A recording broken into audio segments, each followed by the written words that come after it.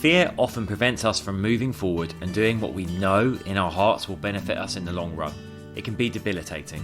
However, the truth is, waiting for fear to subside is a trap. In this episode, we're going to reveal what the antidote to fear really is.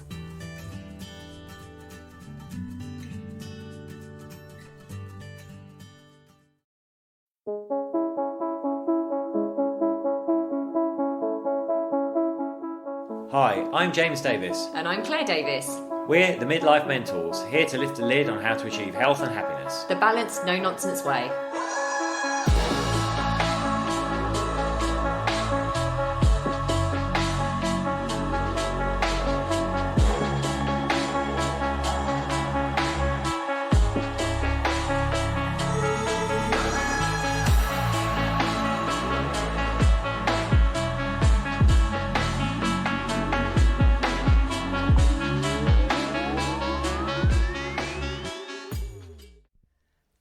Hello and welcome to another episode of the Midlife Mentors with me, James. And me, Claire. How are you all doing out there? So today we are talking about something I'm sure we can all relate to, and that is the terrible decision paralysis that can come with fear. You know, when we know we want to grow or move in a certain direction, but for some reason we just let that fear build up and stop us making those first steps. So we're going to be talking about that and what you can do to overcome it. Yes, so actually we're going to dive straight in here because let's talk a little bit about what you're up to this week. We're chat. Yes. I won't think we're going to dive straight in. No, we have a little chat first. I was thinking, what have we been up to this week? I thought, actually, we haven't really been up to much, but we have. Well, you've been haven't been up to much. One of us has been on a helicopter ride across London. Oh, I have. Oh, obviously memorable for you, Claire. Do you know what? It feels about 3 million years ago, and it was only 2 days ago. It's been quite a hectic week this week, but yes, that is true. I went on a lovely, amazing helicopter ride across London. The weather was incredible for that. We've waited 2 years to go on it because of COVID. It was a birthday present to my dad and myself, and we've been waiting for 2 years to actually make it happen. And it finally happened. And the weather has been so awful this summer. Actually, I'm so glad we waited because the sun came out and we went down the River Thames and saw everything from an aerial perspective, and it was really, really lovely as we left you, Lola and my mum on the ground. I know, but you got some stunning photos, didn't you? Check out Claire's Facebook page if you want to see those photos of London from the air. Really absolutely good. Stunning. And then I've been running my Rise Midlife Men's Challenge. This is like a 4-day challenge, and I'm just blown away, actually. It's been amazing to see the response from the guys in there. I'm kind of just getting stuck into the exercises and workshops, the sharing. It's been incredible. We've still got another day to go tomorrow, and then we'll be finishing up at the weekend with a little bonus section. But it's been amazing. If you didn't make it this time, just don't miss the next one is all I can say. I'm not sure when it will be, but people have already said they're just getting so many insights and learnings from it. So I'm really happy with how that's going. And also, obviously, from my perspective, I know I said this in the last podcast, but this is before it actually happened. It's so overwhelming to see. I mean, obviously, I don't want to get involved because it's James's program, and also I want it to feel like a really safe space for all the men to share. So I haven't, he's been getting up at 6:30 in the morning, doing his little lives. Doing what I can see like how much it's lighting James up to help these men, and I can see, I'm hearing a little bit about the response that James is getting to it. And what I love as well is so many women are coming forward and saying, I shared it and I know someone that's on it. And again, I don't ask questions, I don't know who they are, but this person's on it, they've signed up. So I'm getting feedback from women about the men that they've got to join this challenge, and they're just saying that they're loving it and these guys are loving it. And it's, we do know that it's really, really difficult for guys to connect and share around their health and happiness and some of the stuff that's holding them back, some of the stuff that's really stressing them. Their feelings and emotions. So I can't actually put into words, which is unlike me, I can't put into words what it's like to see through via James just the response that he's getting, because it is important work. I'm so incredibly proud that I have a man in my life that does this kind of thing completely from the heart. He's doing this all for free because it's his passion to help as many men as possible have that connection, have that outlet to be able to talk in a safe space, and it's phenomenal. And I know James is going to be doing more of this kind of stuff specifically for midlife men. So this is a public big up to my husband, Mr. D, because it's he's shining more than ever, and I know in turn he inspires other people to shine. So thank you, darling. That means a lot to me. Thank you. There we are. Sorry, a little moment there. And I'm a bit overwhelmed, but it kind of links to this podcast, I guess, because I kind of really wanted to do this for a long time, and then I got stuck with getting going with it. Until the I RISE finally, program, you mean? basically, we're going to talk about tips and tricks. The way I personally overcame this was basically like setting myself a deadline for when I was going to launch it, and then that made me get my arse in gear and get everything together in time to get it out there into the world. But yeah, I suffered from a lot of the stuff that we're going to talk about in this podcast today. Can I ask you something? Yeah. What were some of your fears around? I know that's quite a vulnerable thing to ask you, but I haven't. This is all of these, by the way, all these podcasts are pretty much off the cuff. So I just wanted to ask James and put him on the spot without making him feel too uncomfortable. What were some of the fears around launching the program? Oh, you've kind of sprung that on me there, Claire. I guess that I was conscious of wanting to deliver real value, but in a way that I knew people would be accessible, so it wouldn't take up a lot of time. A lot of the inner work we do is quite in depth, but I wanted to give people tools that would allow them to tap that, but not take up too much time, so everyone's busy. So I guess I was afraid it was like a long time choosing the right tools to put in, the right experiences to put in.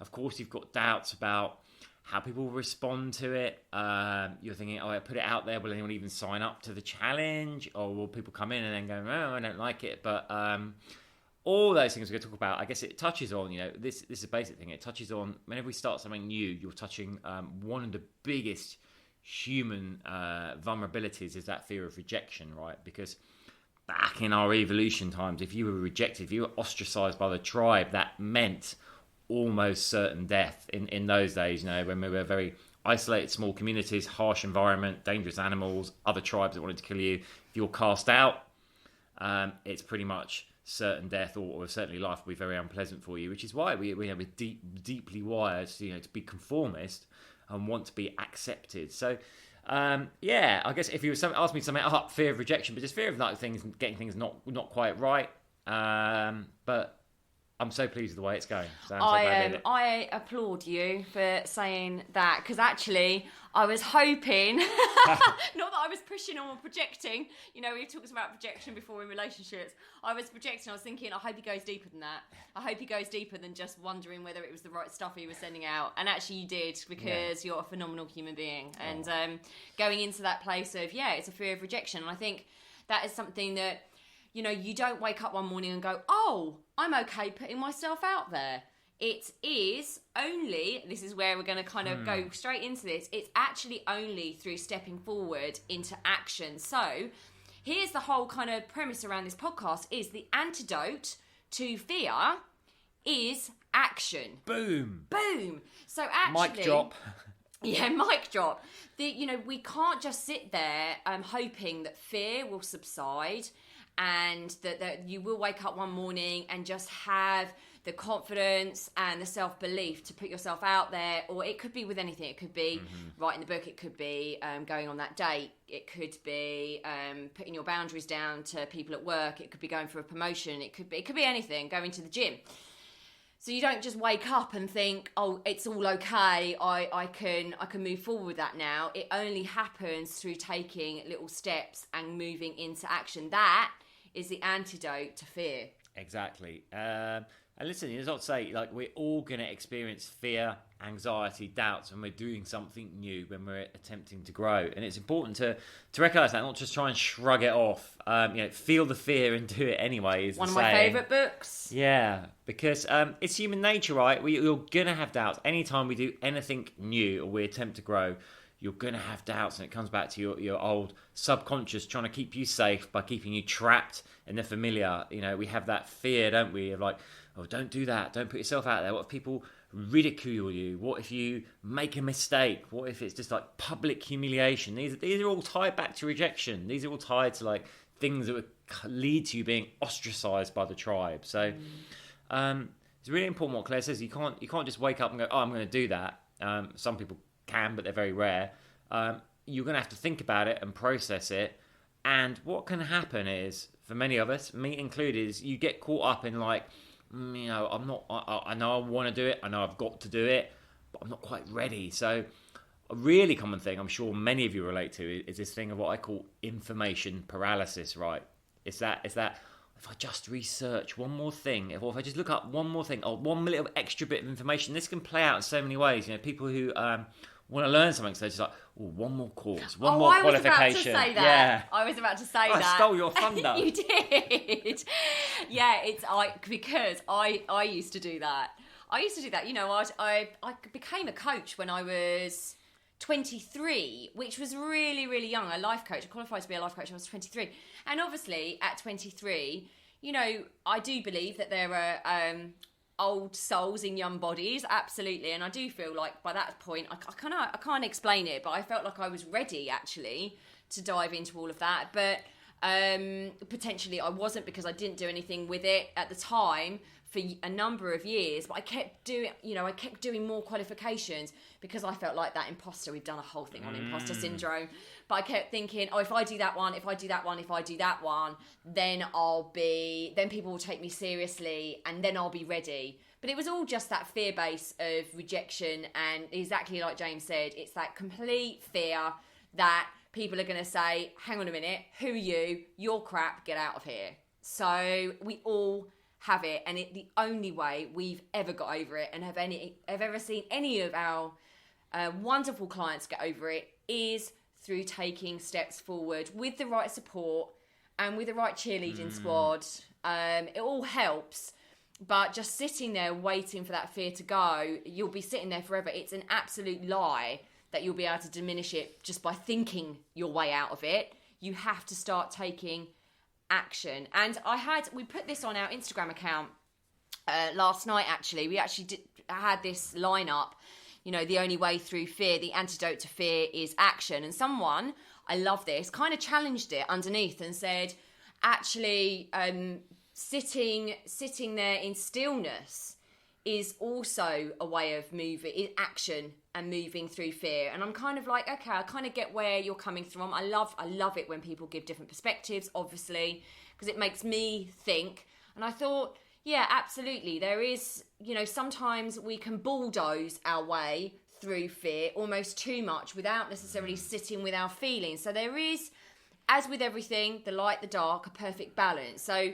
you know, bulldozing your way through fear because you don't want to actually sit with your feelings as well is the flip side of that. I was going to come back to that. So this subject is great because it touches on so many other podcasts that we've done. So, you know, the inner critic and imposter syndrome, procrastination, all these things, right? They're all basically the same thing. It's ways of us not taking action in the direction of our goals, which is fear masquerading as other things. You know, why do we procrastinate? Why do we go and research a bit more? Why do we put off? Well, because we're scared. We're scared of taking that step. Why do we let the inner critic talk us out of it? Because we're scared of taking that first step. These are all things. And there is a point to stillness, right? What we don't want to do is take ill-considered action, like blind panic action. Yes. But here's what I want you to understand. Unquestionably, the first step you take is going to be a faltering step because you're doing something new. It is going to be unsure. You're not going to be sure if it's right. You might even get it completely wrong. But what matters is you've taken that step. And here's the thing: is like I said this the other day. We always like to think in our heads. Human beings are programmed so amazingly. We think success is linear. You know, like, oh, if I start on that path, that's the path, and I'll do it. X will lead to Y, will lead to Z. It's not the way it goes. Oh, you can start on the path, but the path might take a completely different turn and you might end up somewhere else. Life has a funny way of playing out. But what's important is that you keep that momentum. And of course, to have momentum, you've got to start moving in the first place. Perfectionism with other podcasts. So perfectionism is another form of your fear masquerading. It's like, I have no idea what that's like to be a everything perfectionist. has to be perfect or else everyone's going to like ridicule me. That was 100% me when we first got together. It used to drive James Absolutely. We actually went out to dinner. We went to dinner last night with some lovely clients of ours, We did. actually. Lovely clients of ours. Beautiful evening. Went round there, had dinner, and we were talking about this. And I said it used to drive, because they work together as a couple, and it is it's a unique relationship to be able to work together. We have so many people go, how on earth do you work together? But it works now. It didn't so much at the beginning, because we did have different styles of working, and perfectionism was definitely masking my fear of being seen, being vulnerable, and failing, and being ridiculed. So, not ill-considered action, but action. And I think it was General Patton that said, like, a good plan forcefully executed today is better than the perfect plan, like, executed at some point down the line. Which basically means if you've got something that looks good now, just go for it and do it, execute it with force and confidence, because it's going to get you there rather than waiting for that perfect moment. And this overlaps into that our whole have, do, be, do, have as well, doesn't it? Yeah, it does. I know that's really hard for a lot of you to hear, potentially, that just execute the plan now. And honestly, I can't say with more compassion I get that, because it is when you want something really, really badly and you are putting it out there into the world, or you're going out there in the world, you put so much pressure on yourself. And that is honestly something that I did all the time. And perfectionism was my mask. It was my hiding place, to not put myself out there. But in the last few years, I've really, really overcome that to such great rewards. It's been so beneficial for me to be vulnerable and be outside my comfort zone and just get stuff out there. I can't tell you the release and the freedom I feel now just to put stuff out there. I know. And you've seen that. I have seen that, and it's a beautiful thing to see, an experience to be part of. I was going to say it as well, like, sometimes we don't start because the actual goal can feel just too big, too overwhelming, or we think, it might not even be possible for us. There's two things I'd say on that. Is, the old saying, a journey of 1,000 miles starts with the first step. If you wanted to build a massive house, that might seem like a huge project, but actually, how do you build it? Brick by brick. And that comes from our dinner last night. Brick by brick. Oh, it does. And before you know it, 1 brick, 2 brick. Before you know it, you've got 100 bricks. Before you know it, you have a house. Yes, it cultivates over time. It does indeed. Doesn't it? So we've got two forms of action. We have, so we want to explain this. So we've already said, just don't take panicked action. Definitely not. I've done that as well before. Haven't we all? And that is actually another form of fear, right? I'm doing this thing, but I'm going to do some wholly inappropriate action, which is basically just a form of numbing what I'm feeling, or self-sabotaging. So we want to take consider action. Like we say, we don't have to know that it's definitely right, but we can basically, if we consider options, go, this feels like a great way to start. I'm now going to execute on it, because where we get held up is this feels like a great way to start, but I'm not sure, so maybe I won't start. No, once you've got that first step, do it. So we're going to go into two forms of action. So there is action that is specifically aimed at getting you towards a goal. Direct action. So that is called direct action. The second is energetic action. Energetic action, which is actually an action that isn't necessarily exactly directly related to the goal you're going for, but it's a kind of thing that someone that is going for that goal would do. And we're going to go into an explanation of that, aren't we? We are. So direct action, I think, is fairly self-explanatory. If you're doing nothing right now and you wanted to run, be able to run 5k in the next 2 or 3 months, you probably sign up to the Couch to 5k program, start with Gentle Dogs, Grenji, increase the time. That is direct action. You are learning how to run 5k, right? So we can understand that concept, taking action that is directly related to your goal. And of course, that's what you want to do. That wants to be the mainstay. So that is strategy 1. Strategy 2, though, is more interesting. It's what we call energetic action. I love this. We do this. Aligned action, which is where you think, what is my goal? What would someone who's achieved my goal, how would they behave? What values would they embody? What kind of things would they do? So maybe in that Couch to 5k example, you're getting up off the couch and doing your walks and your runs and extending the speed and the distance. But what else might you do? Someone who's training to get fit to run, they might start looking after their diet a bit more. They might start buying new trainers, clothes, or buying new clothes, and actually looking at the wardrobe thinking, do all of those black clothes really suit the person that I'm becoming? Maybe I'm going to add a pop of colour in there. Let's give you another example. So one we can relate to, like a financial one. So you might be like, I want to generate more abundance in my life. I want to be more wealthy. So then it's changing your thought pattern. So rather than going out and you see that amazing outfit in the window or whatever, and you're like, oh, I can't afford that. Change it to like, how can I afford that? How would someone that could afford it, how would they create the wealth to afford that thing, and start behaving in that way? I'll give you another example as well. It's kind of like upgrading elements of your life as well. So it's not just, for example, I'll give you an example potentially of someone that is going about writing a book. So what would someone that has written half a book, what kind of person would they be showing up as soon as they got up out of bed? So this person is about looking after yourself. So it's about being a really powerful force and actually making sure that everything is really controlled, really in your power, everything is feeling good. So it might be that someone like that gets up in the morning, they move their body. But first of all, they make their bed. They're the sort of person that looks after themselves. They take time over putting some nice moisturiser on. They look after themselves. They dress in nicer clothes. They put, for women, it's actually like washing your hair, drying your hair, making yourself feel nice. It's not like slobbering around writing your book in gym wear. It's actually, it goes into every element of your life. So this is kind of aligned energetic action. It's the things that person would do. So are they reading a great book about something inspiring? Are they going for a walk in nature? Are they meditating? What is that person starting to become? Yeah. Does that make sense? Yeah, you're embodying energetic and aligned action, basically embodying the values and the actions of someone that has already achieved your goal. So you're becoming that person already.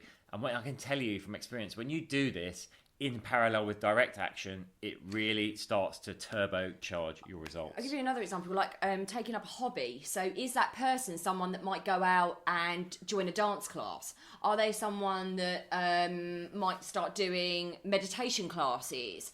Is that person someone that would meet a group and go for hikes?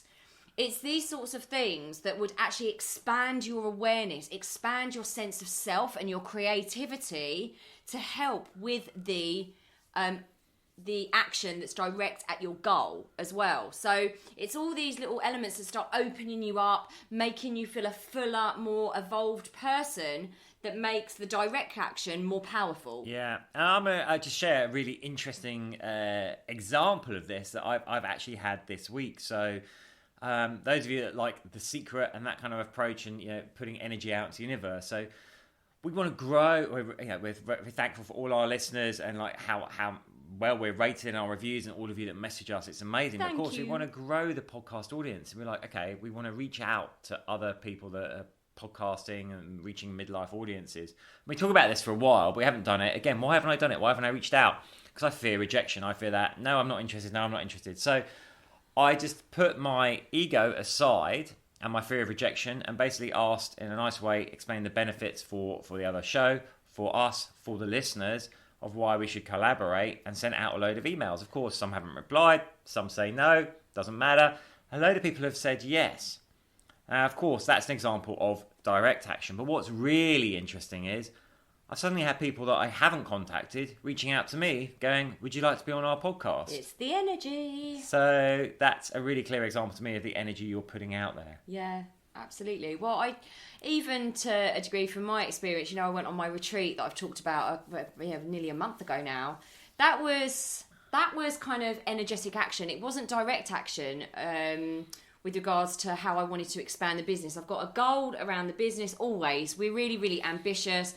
We want to reach as many midlifers and help them become the fullest version of themselves. That's what we want to do. That's our purpose and our passion. But I knew actually, but by growing myself and expanding my own sense of self and my own connection with, it was a shamanic retreat. I really wanted to go on it, and I knew that doing that for myself and reconnecting with nature and doing something that was just for me, not for anyone else, not work, not James, not anyone else. I knew that energetic action that wasn't necessarily aligned to the business was going to help the business. And it massively has. Like, massively has. I can't actually begin to tell you how much that has positively impacted the work I do one-to-one with my female clients, but also the business as a whole. I think that's why we're getting lots of opportunities in. Loads of opportunities in, because we're taking, both of us individually are taking energetic action. Upgrading our mindset, upgrading our soul and our spirit. So, we would like to leave you with some homework, which is, if you have a goal that you've been putting off, just take that first step of direct action. Just do it. Just do it.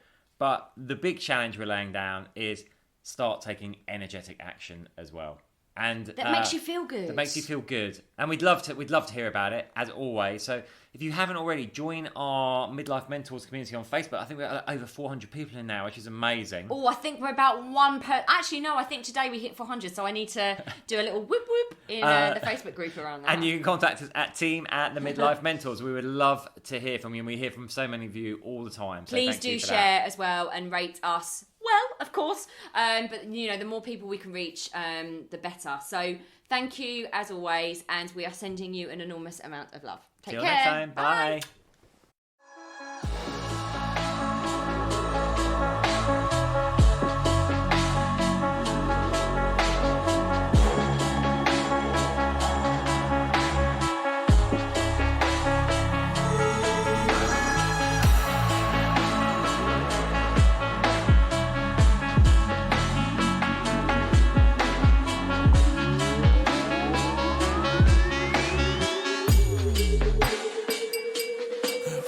Yeah. You've been listening to the Midlife Mentors with Claire and James Davis. We'd love to hear from you. So drop us a line at info@themidlifementors.com with any questions or topic suggestions. And make sure you join us on our Facebook page and YouTube channel. You can find us under the Midlife Mentors. Yeah. What? Yeah. Yeah. Yeah.